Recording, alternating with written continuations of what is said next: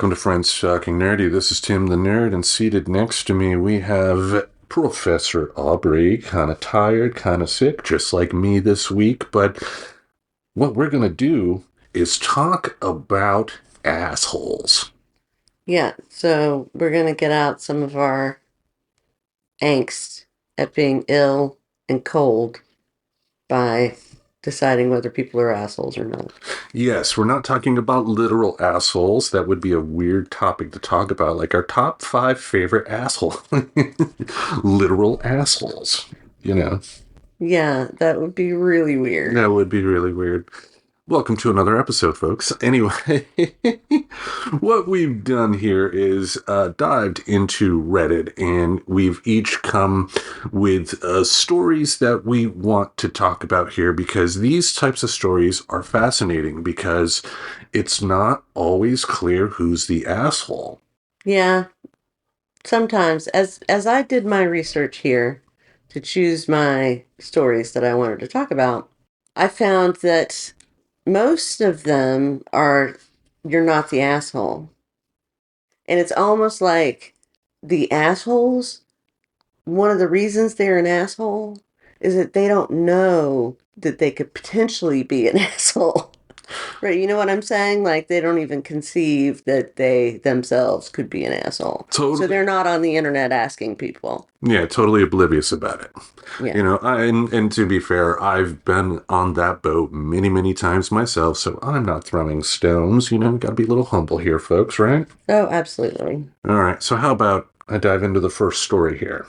So, last time we did this, we did have the little disclaimer up front that we are reading the post from Reddit. So the words that we say are going to be based on what the people actually wrote. So grammatical errors can and will occur. Here's this one right here called, "Am I the asshole for telling my fiance's friends that we aren't friends and to leave me alone?" Off to a wonderful start, right? Mm-hmm. All right. TLDR, too long didn't read. I yelled at my girlfriend's friends that we'll never be friends and to leave me alone. So on December 1st, my fiance's friend, I don't know which one, hosted a holiday get-together that I immediately did not want to go to, but kept it to myself because I know how much my fiance loves her girlfriends. I do not have a problem with her girlfriends. It's their partners that piss me off. For background, each of them have tried to connect with me or befriend me over the years, and each time I've shot them down as bluntly as possible. I have my own group of friends and I don't want more. I smile and keep everything surface level in person because I know my fiance loves get-togethers. On the first night we all met, we all exchanged numbers, and once they tried to text me or call me, I blocked them. They added me on Snapchat and added me to their group chat. I again blocked all of them and left the group chat. They added me to a group chat on Instagram. Again, blocked them all and left the group chat. Twitter X, blocked. Facebook, blocked. Emails, blocked. Grindr, blocked. No, I added that part. Even here on Reddit, they're all blocked. They invite me to their boys' nights through my fiance, stern fuck no, every time. So at the get-together, the 8 of us, me and 7 partners, are sat in the living room while the ladies cooked and talked.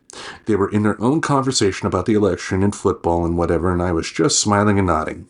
One of them makes a joke about me being quiet.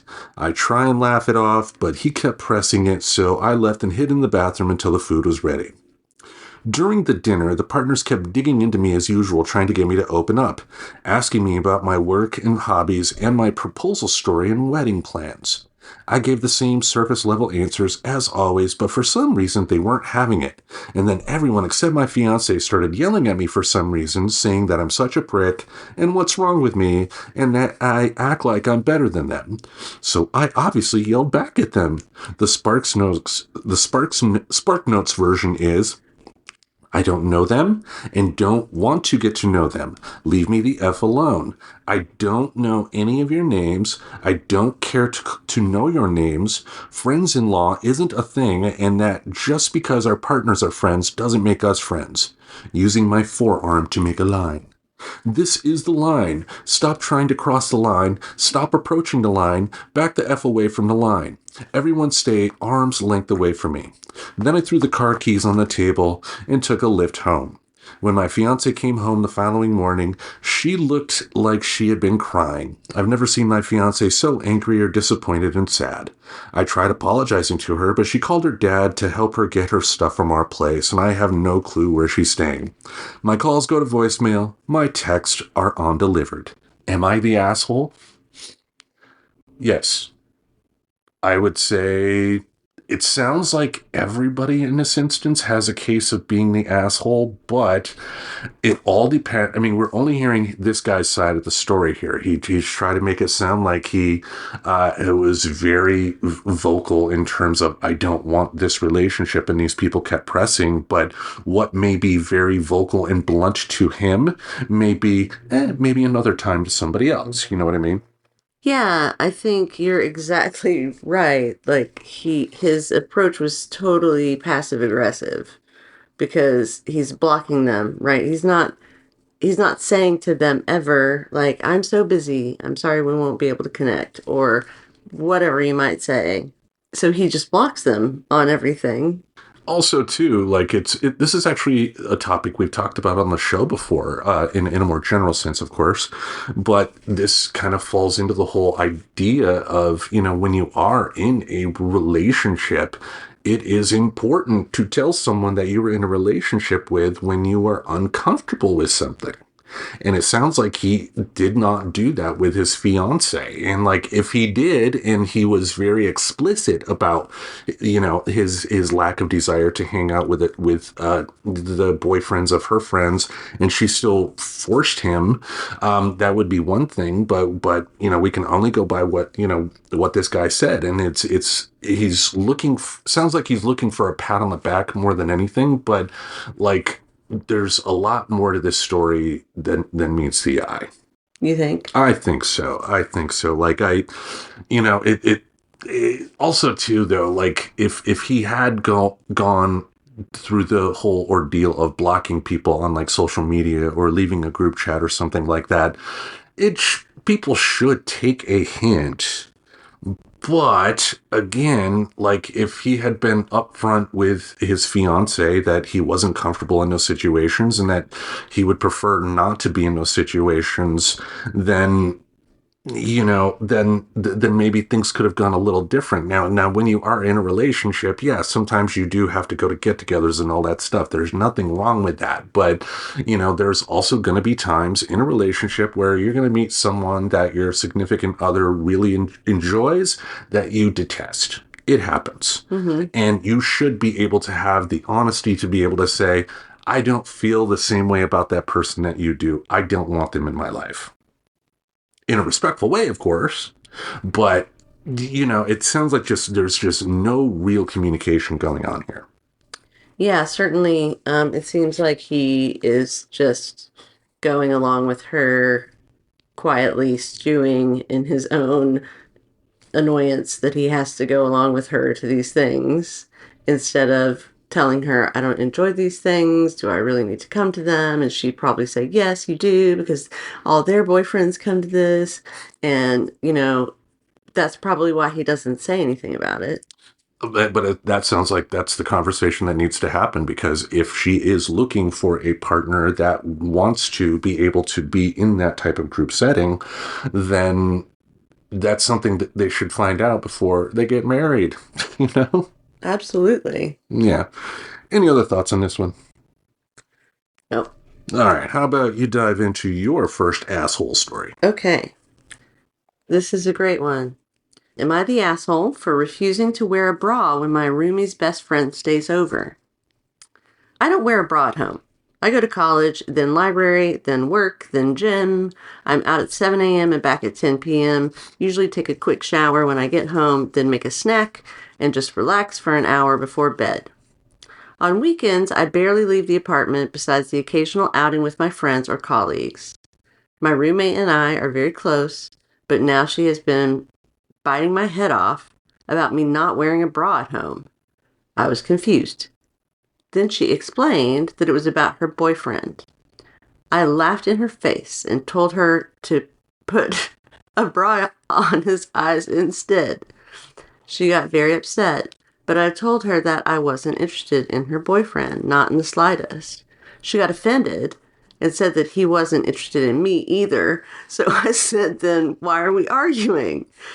It's only an issue if we were interested in each other. Tell him next time he sees me braless, he can pretend that I am a wall. According to her, it wasn't about interest, but being invasive, and he felt uncomfortable. Would you think that it was fine if he showed his D? I called her stupid because I was in my home. I wouldn't go braless in his home, and if he chose to go naked in his home, the only right I have is to get the hell out of there. She called me the asshole. Am I? I think she's absolutely not the asshole, and that her roommate is very, very clearly a total asshole. Very much insecure as well, but also a victim of the patriarchy, because it's another situation of where the guy's uncomfortable, so you must, put on some clothing or something like that. Right, like, of course, his desires must come before anybody else's comfort or whatever. I mean, having most of my life, I've lived with women, and, while I am a heterosexual male and love me some boobies, I also understand that, the bigger they are, the more burdensome they can be. Even the small ones, I'm sure you're wearing something on your chest like that for the long day that it sounds like this woman is having. You just want to get home and unlatch and just be free, right? Yeah, totally, man. Yeah, I mean, it's like... I think that's probably what most women do first when they come home ever, is take their bra off. Yeah, and there are a lot of archaic thought patterns out there when it comes to stuff like that, and she's the woman in question with the lack of a bra at home. Like, she's paying rent at that place. That is her apartment. It's not like she's going to this guy's house and taking off her shirt and doing whatever. And she has a right to be able to walk around in her own home in any amount of clothing or lack thereof that she pleases. And just because she may walk around with a lack of clothing showing the boobies, that doesn't mean that is an invite to other people to, ogle, Oogle, stop oogling. Yeah. Oogly, That's oogly. motorboating, Oh my God. or anything like that. Yeah. Yeah. But yeah, the other roommate, the one with the boyfriend, is the asshole in this particular case, because at the end of the day, if her boyfriend is the one that's uncomfortable, then he doesn't have to be there when the other roommate gets home. Exactly. And, definitely it sounded like it was an hour a day that she was spending in the public spaces of her home. It wasn't like he couldn't not be there. Yeah. Even if he was there, the other 23 hours a day. And also, too, guys want to make it sound like it's so hard to, how do I say it? When I worked at Apple, there were plenty of times women came in with babies and would, just start breastfeeding. And they were my customer and I had to deal with them, And guess what? I treated them like I would treat them if they were not breastfeeding. Because they're feeding a kid at that particular time. Mm-hmm. In this particular case, if you are in someone else's home and the person wanted to walk around with their shirt off, the woman in question wanted to walk around with her shirt off and with a bra off, that's her home. You respect that. And you talk to her, if you talk to her, look in her eyes, damn it, because it's just a body part at the end of the day, right? Yeah, absolutely. Yeah, it's not mysterious. It's not. I mean, there are plenty of guys who, after a few bags of Doritos, can get a nice sized bosom as well, But any other thoughts on that one? No, except, there's a whole spectrum of gender. This country is definitely weird. I mean, especially when it comes to breastfeeding and stuff like that. I don't understand that. It's what, if I worked at, when I worked at Apple, I would have been a major fucking asshole if I said, you need to go to the bathroom, lady, to feed your baby there. Mm-hmm. It's a kid. The kid's hungry. It's Right. not like the woman's like licking her nipple in front of me or anything like that in Apple. And stupid hyperbolic example there, but you get my point. She's there to feed her kid. And like if I had a kid and I was somehow lactating myself, I would want to feed my kid and not in a dirty bathroom. Mm-hmm. Anyway, like Yeah, I mean, I think go ahead. things have come a long way, but not. I mean, here we are in very progressive Portland, Oregon, and it's still seen as weird, I think, by some people. I think it's cool. Like, Oh, what a nicer way to be with your child rather than like having to fix them food all the time and like feed them and give them a bottle and all of the shit that goes along with that. I know that there's a lot of complicated stuff that goes along with lactation and stuff. yeah, But agreed. anyway, seems cooler to me. I don't know. I've never had a kid. Well, I've had three. Well, I mean, yeah, I mean, I have had three. I should say that. I mean, did I give birth to them myself? No, I did not. Did I breastfeed them? No, I did not. But I was there for the raising of them, Yeah, you were a daddy bird to the baby birds. That's right. Puked in their mouths. No, I'm kidding. Ate the worms. No. All right. How about I go into my next story? Yeah. This is called, Am I the Asshole for Laughing at My Boyfriend for Crying? My boyfriend came to my place yesterday evening. I could tell he was exhausted from work. We were about to watch a movie, but he wanted to take a shower first. He came out a few minutes later and looked for something in his jacket. He looked kind of distraught. I asked him what's wrong, and he started laughing while crying a bit. He said he bought a Snickers and couldn't find it, but he wanted to eat it now. He looked everywhere, but he didn't find it, and then he started breaking down a bit. And I know it sounds bad, but I started laughing a bit because the situation seemed so bizarre to me. And I've never seen him cry before. We're dating for 10 months now, and this was the first time I saw him crying, which is insane. But I think that's kind of the reason why I laughed a bit. Anyway, he looked at me while I laughed a bit, and his face kind of dropped. He put on his clothes and told me he'd go home now. I wanted him to stay because we wanted to watch a movie, but he left anyway.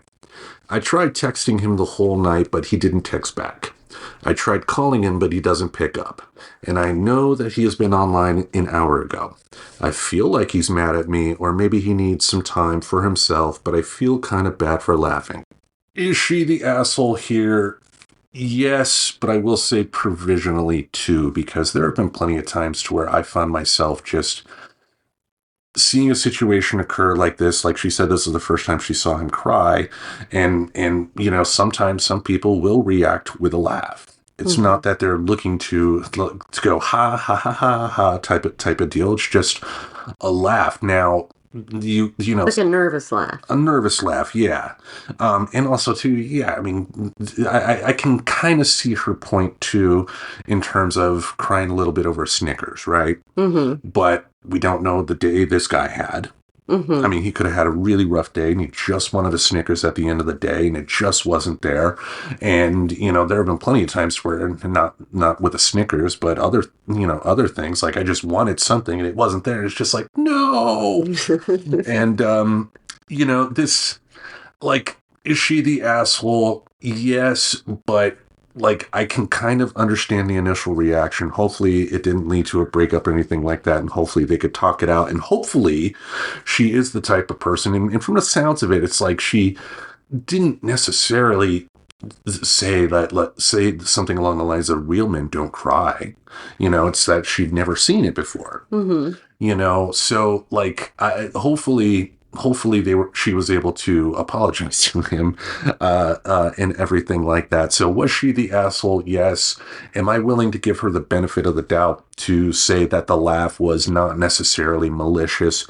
Yes, but I think also too there is another thing for stating, how ingrained it is in our society here in America that men should act in a certain way and women should act in a certain way. And that's something we need to fight against. Yeah, absolutely. Yeah. Any thoughts? Well, I think you're exactly right. We don't know the circumstances of his situation. And, I've overreacted to things, certainly. And Sometimes it doesn't have anything to do with what's actually happening. It's the day you had. It's something you found out that day. You you woke up on the wrong side of the bed, whatever. You will respond to stimuli as if they are related to that thing you're worried about, even if it has nothing to do with that, as in this case. Agreed. So hopefully they were able to get together, have a good conversation, hug it out, or, have some great makeup sex afterwards. I don't know. But I was going to say, they sound very young, like mid-20s maybe. yeah, I mean, she's talking like I was dating him for 10 months and, Like that was a long time. That's yeah. what tipped me off as well. Yeah, like young people would definitely do that. Like it's a badge of honor. You've been with someone for 10 Almost a months. year. Ooh. 14 years, you sons of bitches. Anyway, if you don't have anything else to say about that particular one, how about you dive into your next story? Okay. Am I the asshole if I ask my daughter's dynaphobic boyfriend not to come over when we're eating? My daughter has been dating this guy a couple of months. One day, he was going to hang out and watch movies and have pizza. We ordered pizza, extra to ensure we had enough for him, and as soon as I got home with it, he walked out without even saying goodbye, which we thought was rude. On another occasion, we invited him to a restaurant to celebrate a special event for my daughter. He ordered food, but didn't eat and spent most of the dinner in the bathroom. Finally, we spent the day out with him along and stopped for food. We were all famished. I encouraged him to order something, my treat, along with everyone else, and he refused. Then he just sat there awkwardly watching everyone eat. It made me very uncomfortable because I don't like people watching me eat.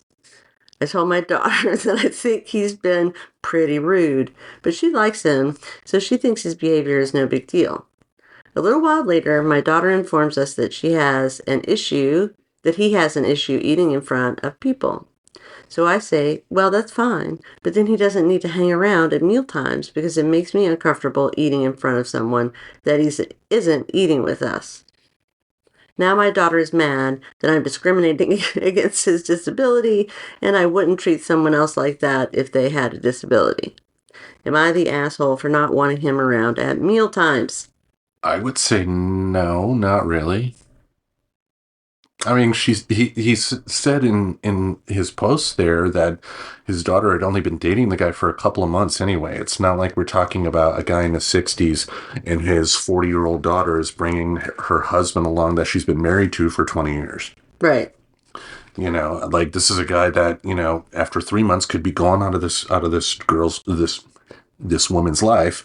And I kind of get it too. Like, yeah, if you're gonna go to a place and make a bunch of food for somebody and then they just don't even have the courtesy, the guy could have said something too, right? Like in terms of like, hey, it makes me uncomfortable, so I'm not, I'll pass. But like I think the father does have a right to say who can come to his house at what time. Sure. I took this as the mother. Oh, well, the parent. Okay, whatever. Right. Interesting. Well, that's me as the guy reading it. I assume father. You know. Exactly. There you go. Obviously, this guy's problem with having people watching him eat is much more severe than whoever wrote this similar fear, right? Because this person continues to do it, right? So it's not as bad as what this guy's experiencing, though it may be similar to. Also, I think in the defense of the person who wrote it, I mean, they did say that they told their daughter that they just don't want this person around when there's food around. It wasn't this person is not allowed in the house, period. Which I think is a fair compromise. If like the guy is uncomfortable watching other people eat and the parent is at home uncomfortable with watching somebody not eating, looking at them eating, then cut out the middleman. Don't have them there when there's food. Well, depending on the family, though, that could cut the person out of a significant amount of togetherness, I guess I'd say. It's still only a relationship that's 2 months old, I mean... But, if this was going to be an incompatibility, I mean, it's like my big fat Greek wedding when she's every date that she goes on is completely unacceptable to her family. Oh, man. I never saw that movie. Oh, it's so good. Yeah, there's a trilogy. Yeah, there's a trilogy. Yeah. The first one is really good. Okay. And then there's a trilogy. A trilogy. All right, so how about I dive into my last story? Sounds great. This one's called, Am I the Asshole for Telling My Coworker Being a Dog Mom Isn't the Same? I, 27 female, am a mom to 3 kids, 1 bio, 2 bonus. The conversation about motherhood came up at work the other day with my boss, 22 female, and coworker, 24 female, whom neither are mothers. It's great this woman's 3 kids, but has bad grammar. Anyway, I don't remember the reason, but I did joking say, because I'm a mom, I am always right. At that coworker chimes in with, hey, I'm a mom too. I replied, sorry, dog mom doesn't count. I have plenty of animals at home. It's not the same. Then she proceeds to try to justify why being a dog mom counts and even starts saying it's harder than being a mother. Her reasons included, dogs are a commitment for their whole lives, but once a kid turns 18, you can kick them out. Dogs can never feed themselves, but my kids can. I ended up just saying, what? Kids are a lifelong commitment. It's still not the same, but okay, whatever. And walking away to return to working. Edited. Because I realized that I miscommunicated the order of events, everything from below here was not actually said, just thoughts and feelings afterwards. I'm sorry, but what? My 14-year-old does most of the care for our 3 dogs. He's usually the one to fill their food bowls and change out their water. Does that mean he's a dad? My 10-year-old does the care for our cat feeding, watering. Is she a mom? Hell, my 3-year-old helps both of them. As for her argument of kids are only an 18-year commitment but dogs are lifetime, most dogs don't even make it to 18 years. My kids will always be a part of me. I will worry about them until the day I die. Call yourselves whatever you want, but don't try to act like it's the same thing as being a parent. I get that you love your animals. I love mine too. But until you've had a baby wake you up to be fed every few hours, the grammar, good God, or had a child come in for comfort in the middle of the night because of a bad dream, or sat out in 100-degree temps at a ball game, or worried about if your kid is getting enough calories, or had your legs used ramps for a car, or sat in the hospital for 1.5 days while your baby got chest x-rays and tests done because his O2 levels weren't good, etc. There's many other experiences that make someone a parent. She said parents. However, putting out a bowl of food and water to fur babies isn't one of them to me. ETA, my initial comment was a joke, at my own expense. I say this joke when I'm objectively wrong for the irony of it. It could be something like me being like, the car was gray, then coming back and being like, actually, the car was silver. My response, well, I'm the mom, so I'm right. No, the actual scenario, not the actual scenario, but you get the gist. Even with my next comment saying being a dog mom doesn't... Excuse me. Is this kind of some weird, like, Shakespearean monologue? Like, I'm really confused as to who's speaking. The woman who had human kids is the one who's been speaking the whole time. Okay, and she continues to speak now. Yeah, she has 3 kids, but looks like she just discovered the English language and the use of her thumbs like a couple weeks beforehand. Okay. Yeah. All right, not the actual scenario, but you get the gist. Even with my next comment saying being a dog mom doesn't count was also said in the same tone. She then started saying objectively incorrect things about how being a dog parent was harder, to which I walked away. I never in my OP said that you couldn't love an animal. I, as a matter of fact, love all of my own. She said of fact twice. Just said that there was a difference. She's an asshole. Fuck that. I mean, on the surface, is she right? Of course. Yeah, there is a difference between being a parent to a human and a parent to a dog. But being a parent to an animal is very much a real thing. Now, do I think there are people that take it way too far? Yes. Believe me, I see it. But at the end of the day, it is very much a lifelong commitment, just like human parenthood is. Like my kids are 18 and older, but if they needed something and I had the ability to help them out, I'm going to do it. And even if I'm 79 years old, or older or whatever, but I just don't like that whole it's she's condescending, really. It's like, uh, you know, I can kind of see her point, and again, we don't know, the whole real context of the conversation as it happened or anything like that. But like, sometimes even if you disagree with somebody, it's just better to keep your damn mouth shut. Mm-hmm. Mm-hmm. And in this particular case, like the woman in question who was a dog mom, let her talk about being a dog mom. Because, there are plenty of dog moms that do have to take their dogs to the vet on a regular basis. There are plenty of dog moms who will bring their dog to the emergency vet and sit in the emergency room while their dog's getting some emergency surgery or something like that. Just It's like true, with a it's kid. true, it's true, it's true. But the inputs required by a human child compared to an animal. I mean, you have to teach them to walk, and you have to teach them to speak, and you basically have to teach them to pick up a pen, hold a cup. All of these are things we must learn as children, and our parents must teach us. I don't teach the cats anything. They just do whatever they want. Well, I mean, because they're cats. But with dogs, though, there would be training involved. Much Not more so than cats, because you want to be able to, because like dogs with anxiety, if you leave the house for long periods of time and they have anxiety, they're going to start chewing stuff up, and that's something you have to train. mm-hmm. Potty training them.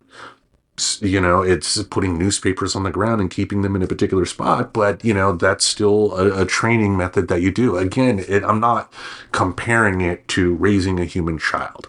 I'm not saying it's apples and oranges here. It's like apples and hand grenades, right? It's Mm-hmm. two different things altogether, but it does take a lot of the same work, going into it. It's just sometimes, and I saw it with my ex-wife. I saw it with plenty of young mothers out there. There are just some women who give birth who just get cocky, Mm-hmm. like, I'm a mother. I do so much sacrificing. Mm-hmm. Like, settle down. Like, again, the woman who wrote this, it's like, she's not necessarily wrong. Like being a dog parent is more of a title you give yourself than anything. It's not like a legal thing, No, that dog is your property.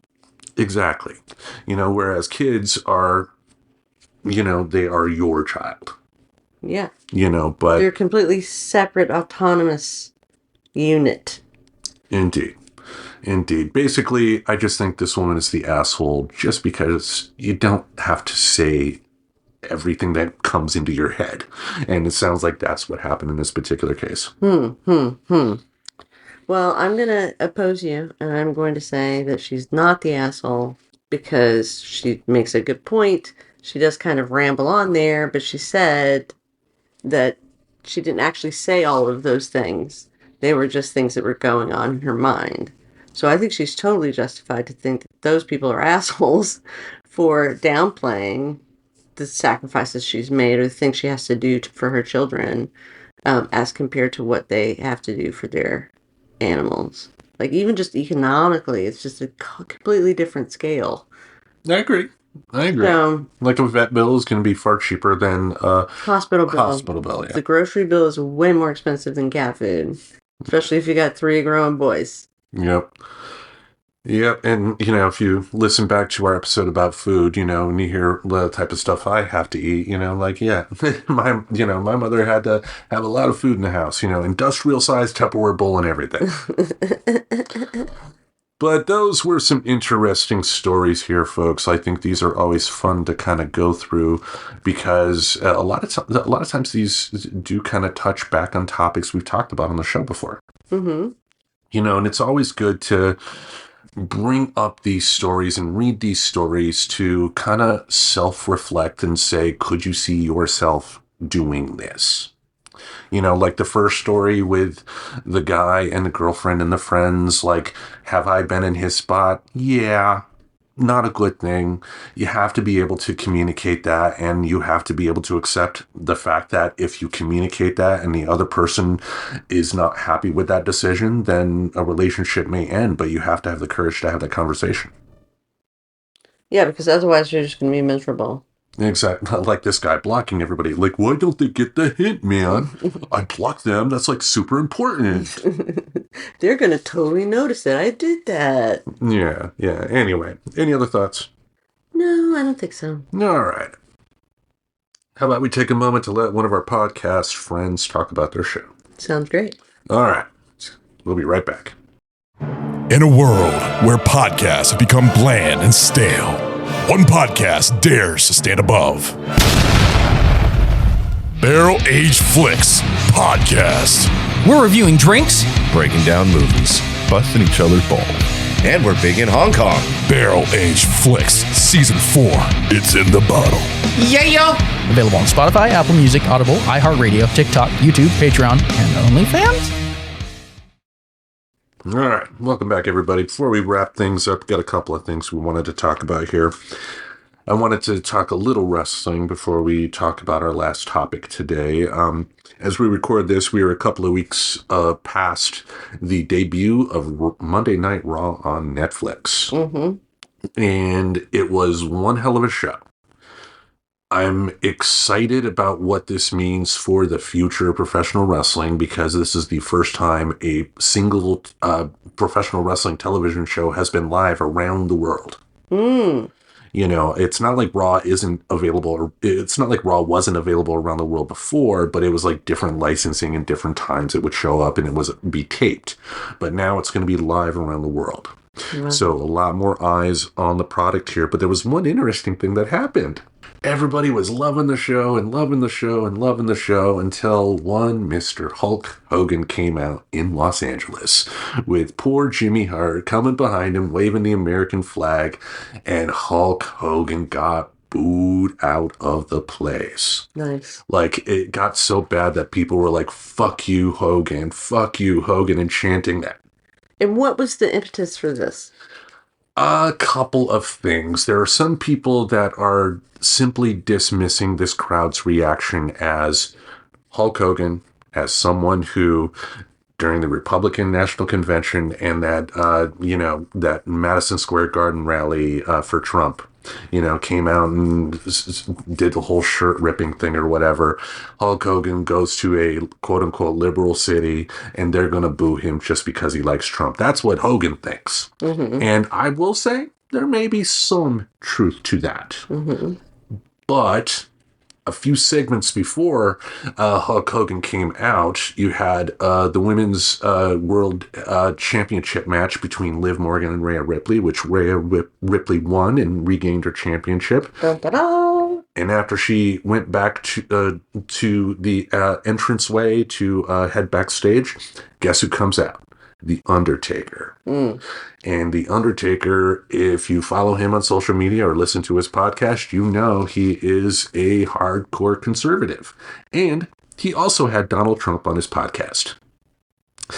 And like, we've made it very clear that I find that person distasteful, but how can I hold the Undertaker at fault for doing that if there was some theoretical chance that the Harris Walls campaign contacted us and say, hey, can we be on your show? It may help the election. We would have snapped at that at a heartbeat, right? Uh-huh. There's that, but also the Undertaker doesn't have documented history of being a racist. And I think that's a majority of why Hogan got booed. Like, I think Hogan is going to be able to come out in certain parts of the country, like Dothan, Alabama. If WWE ever plays there, he's going to get a standing ovation. Mm-hmm. But Hogan tarnished his quote-unquote brand a long time ago, and simply dismissing it as people don't like me because of who I supported politically is just being ignorant, because he has shown throughout the years he has no problem lying. Like I've mentioned before, he talked about at one point he was, invited by Lars Ulrich from Metallica to play bass for them in 1983. Didn't happen. You know, he said that Andre the Giant was 700 pounds at the time of WrestleMania 3 and that he injured his back, that Hogan injured his back slamming him, and that Andre died like a few months later. Didn't happen. Andre died in like 92, 93 and was not 700 pounds at the time of WrestleMania 3. Just lie after lie after lie. And then you have the racism. And then even with the racism, like it's like he used words, you know, that's based on thought. You know, he used racist words. And I think one thing that is possible, I think it is possible for a person to change. But you hear other stories, like there's a wrestler by the name of Mark Henry, an African-American, used to wrestle in WWE, but in the Olympics, he actually was a gold medalist in 96 for powerlifting and was legitimately at one point the world's strongest man. Wow. And he came out on TMZ and said, after Hogan made his comments, I invited him to go on a tour with me around schools to talk about, you know, language and how it can be hurtful and, you know, to try to build a unity thing. Hogan said no. There was another African-American performer, Booker T, said the same thing and said Hogan said no. And like, this is a guy who does not want to accept accountability for his actions. So you know what? I agree with them. I agree with the Iron Sheik. The Iron Sheik is laughing up in heaven right now because everybody is saying, fuck you, Hogan, you know, and he deserves this. And the Iron Sheik was a big enemy of Hogan. Yes. Yeah. I mean, part of it was played up a little bit, but, you know, just fuck the Hulk Hogan is what he would always say on social media when he was alive. But anyway, those are my thoughts on that. But also one more bit of wrestling thing around the same week that WWE debuted on Netflix, AEW debuted on Max. Big problem is this. Like you saw when we first signed back into Netflix, you know, there were advertisements everywhere for Raw, right? And, you know, they have a whole collection. They have a whole different videos and stuff that you can watch to kind of get yourself up to date on everything. When it comes to AEW on Max, you have to know it's there to be able to find it. They don't advertise it. I don't say this to laugh at that company. I say this in a panic, you know, because like, even though I've been critical of that company, I am also a wrestling fan and do want them to succeed. Just because I may be critical and not necessarily a huge fan compared to being a WWE fan, I want them to be successful. And it's to me, like, you know, like, I don't know how long AEW's contract is going to be, but like they are, if Max is showing the kind of support that they are doing for AEW right now, it's not a good sign at all. No. Not at all. Because they won't say. Yeah, I mean, if the only people that know that AEW is streaming on Max are hardcore wrestling fans like me, then you've lost the game already. Yeah. Because wrestling fans like me are a very small number. Seriously, I mean, compared to the bigger thing, like the reason the WWE is successful is that they do a good job when they are, you know, making the right decisions of advertising to wrestling fans like you. In terms of, you know, yeah, you're not the biggest wrestling fan in the world at all, but there's enough to intrigue you that will get you tuning in every now and then. You know, only because if you weren't involved, there's no way that I would ever. But you get watch it. But you get my point, right? You get my point. I'd watch those documentaries. Like I find the thing itself fascinating, but not like the actually like buying into the whole. Yeah. I enjoy the athleticism of it, and I enjoy the costumes. But it's kind of in the same way I used to watch football, where it's like I would watch it because everybody else was watching it. Yeah. Okay, maybe not the best example, but you get my point. They should be advertising to the casual fans, and the fact that Max is not doing any sort of promotion whatsoever. And when they do air an episode live, once that episode is done, it takes 2 weeks for that episode to pop back up so you can watch the replay. Whereas with Monday Night Raw, it's up there immediately after the show's done. Like, not a good sign. Yeah, they're not handling it very well. Yeah.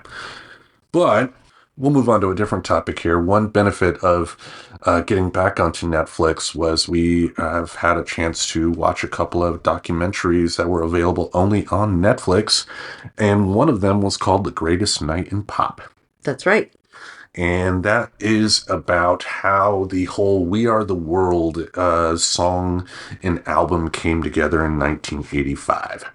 That's right. And even though I think the song is syrupy garbage, the fact that, they were able to raise $80 million plus and it still continues to raise money, like, good for them. I'll give them the bona fides there.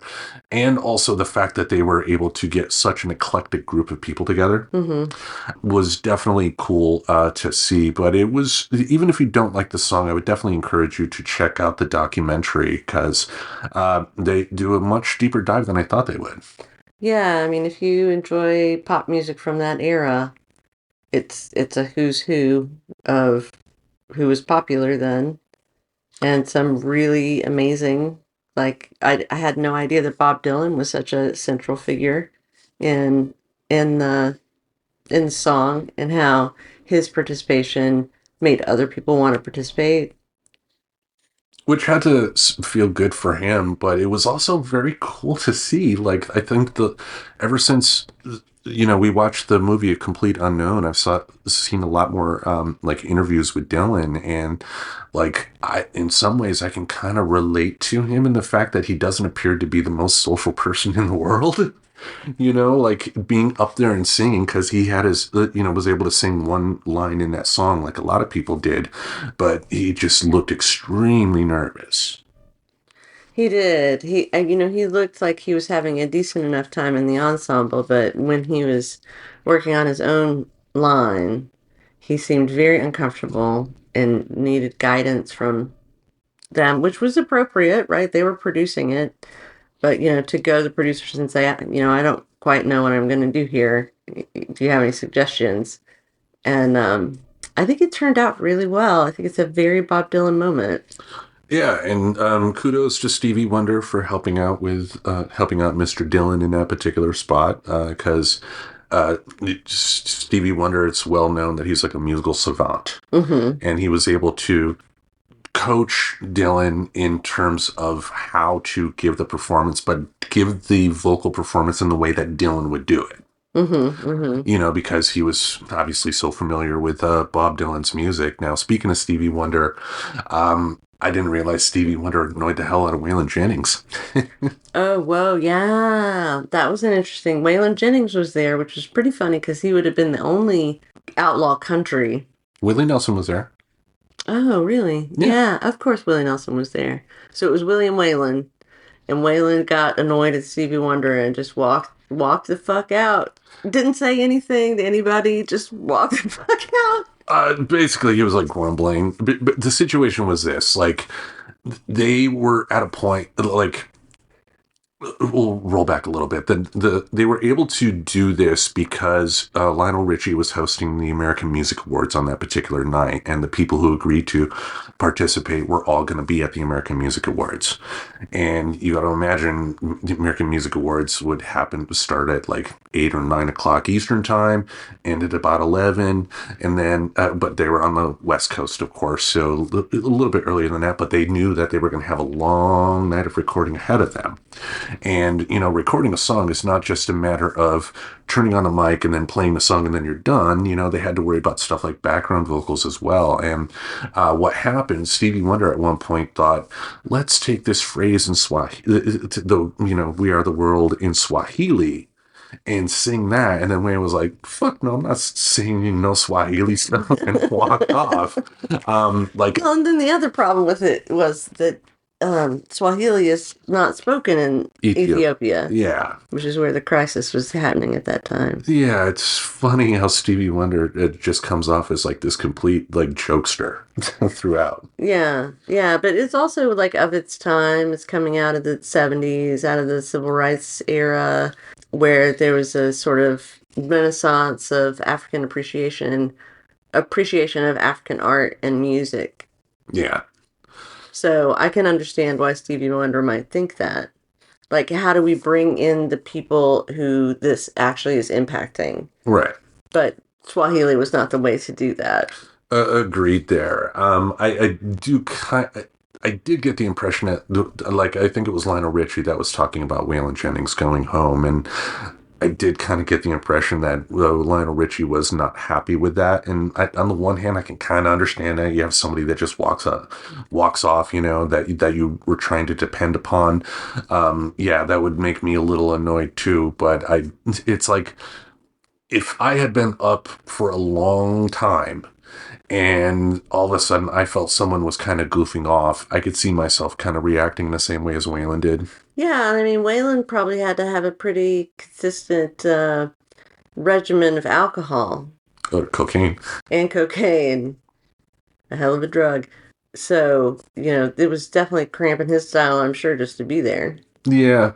So he ended up leaving, but the funny story that I thought was the funniest throughout was, like, they had this continuing thread to where you'd have performers talking about, like, I'm hearing talking in, you know, anytime I'm trying to sing, I'm hearing some feedback or something like that. And it just kept on going and kept on going until the end, to where it's the part where Huey Lewis and Cyndi Lauper are singing together. And then people realize it's the jewelry that Cyndi Lauper's wearing.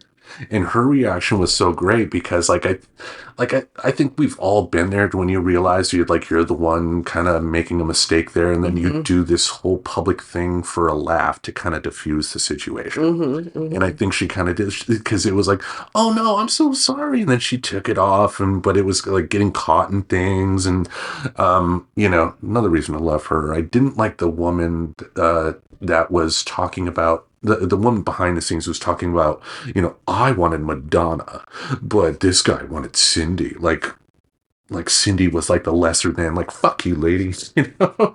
Right. They were just set up in this weird competition thing that I don't think was ever a thing. Yeah, I mean, as we've discussed before about Cyndi and Madonna, they were both doing two separate things. But I also did find it really awkward that you had, at the end of the American Music Awards, when you had the artists talking to reporters afterwards, they were very much aware that this recording was going to happen and were asking people, but Madonna is like, no one asked me, you know?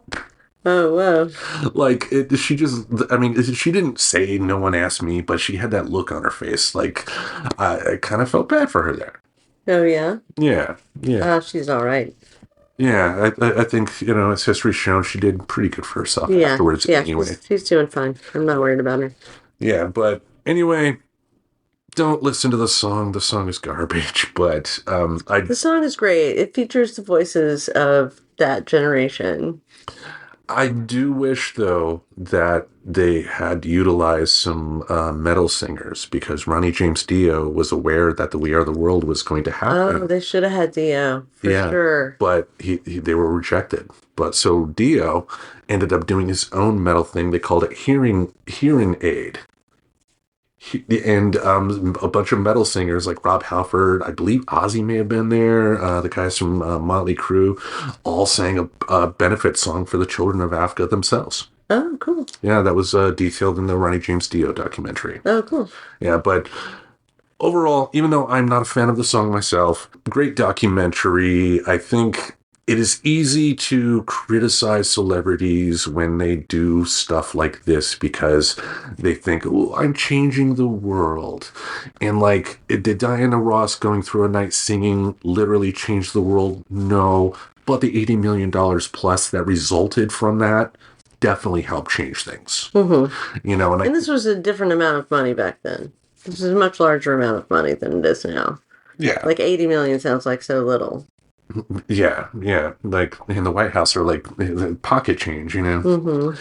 But anyway, give it a watch. Any other thoughts on that documentary? No, it's a good one. Indeed. Recommended. All right. So thank you all for listening for another week. Each Monday, we'll have something in this podcast space to entertain your ear holes. Until we meet again, we bid you adieu. So long. Goodbye, asshole. I'm not the asshole. Subscribe to Friends Talking Nerdy on YouTube Music, Apple Podcasts, Spotify, or wherever you listen to podcasts. Goodbye, darling.